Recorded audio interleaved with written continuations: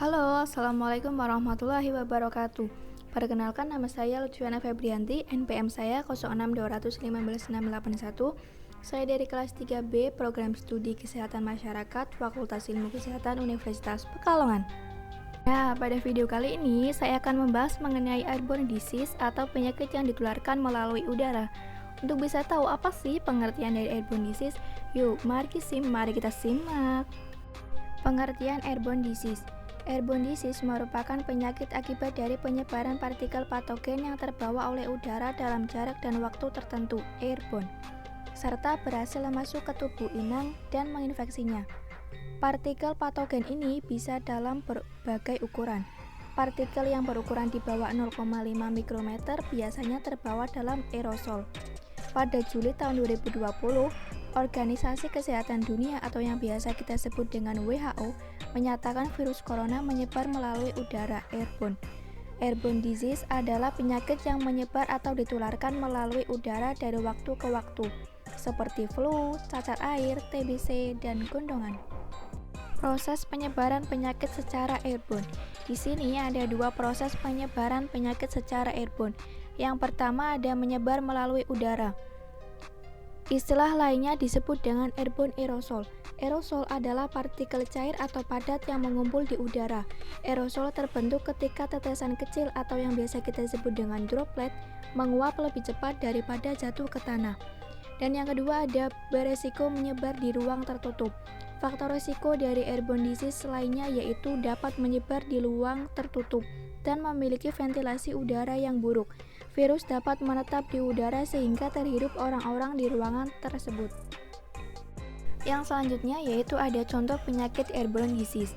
Contoh penyakit airborne disease adalah tuberkulosis atau yang biasa kita sebut dengan TBC paru.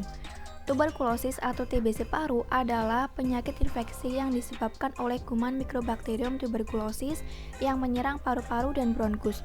TBC paru tergolong penyakit airborne infection yang masuk ke dalam tubuh manusia melalui udara pernapasan ke dalam paru-paru. Kemudian kuman menyebar dari paru-paru ke bagian tubuh lainnya melalui sistem peredaran darah, sistem saluran limfa, melalui bronkus, atau penyebaran langsung ke bagian tubuh lainnya.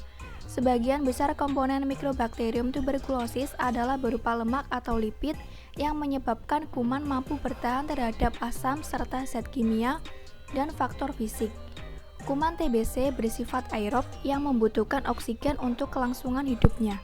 Mycobacterium tuberculosis banyak ditemukan di daerah yang memiliki kandungan oksigen tinggi. Daerah tersebut menjadi tempat yang kondusif untuk penyakit TB. Yang selanjutnya ada mekanisme penularan penyakit tuberkulosis.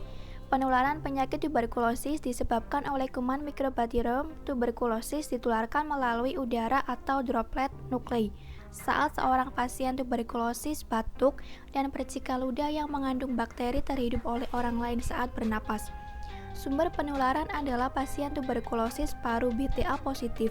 Bila penderita batuk, bersin, atau berbicara saat berhadapan dengan orang lain, basil tuberkulosis tersembul dan terhisap ke dalam paru orang sehat dan bisa menyebar ke bagian tubuh lain melalui peredaran darah, pembuluh limfa, atau langsung ke organ terdekat. Sekali batuk dapat menghasilkan sekitar 3.000 percikan dahak. Masa inkubasinya selama 3-6 bulan, menurut Widoyono tahun 2005. Nah, di sini ada beberapa faktor yang dapat meningkatkan kemungkinan seseorang menderita tuberkulosis. Yang pertama ada kebiasaan merokok, kedua kebiasaan mengkonsumsi alkohol, ketiga sistem imunitas tubuh rendah, keempat memiliki penyakit diabetes, kelima kekurangan nutrisi, keenam pemakai narkoba, dan yang terakhir mengkonsumsi obat penurun kekebalan tubuh. Pencegahan penyakit tuberkulosis. Dalam epidemiologi, pencegahan dibagi menjadi 3 tingkatan sesuai dengan perjalanan penyakit meliputi pencegahan primer, pencegahan sekunder, dan pencegahan tersier.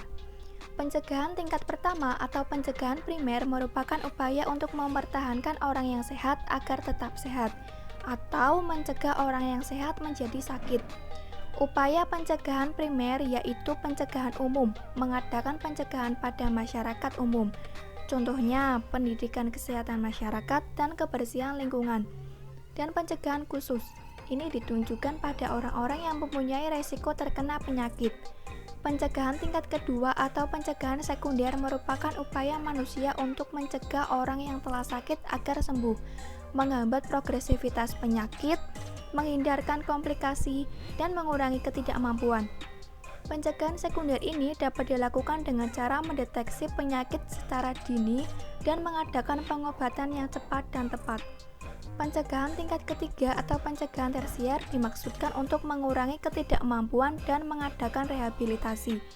Upaya pencegahan tersier ini dapat dilakukan dengan cara memaksimalkan fungsi organ yang cacat, membuat protesa ekstremitas akibat amputasi, dan mendirikan pusat-pusat rehabilitasi medik. Menurut Budiarto tahun 2002. Upaya pengendalian penyakit tuberkulosis. Menurut Peraturan Menteri Kesehatan Republik Indonesia Nomor 67 Tahun 2016 tentang penanggulangan tuberkulosis, Pasal 10 Ayat 2 pengendalian faktor resiko TB dapat dilakukan dengan cara A.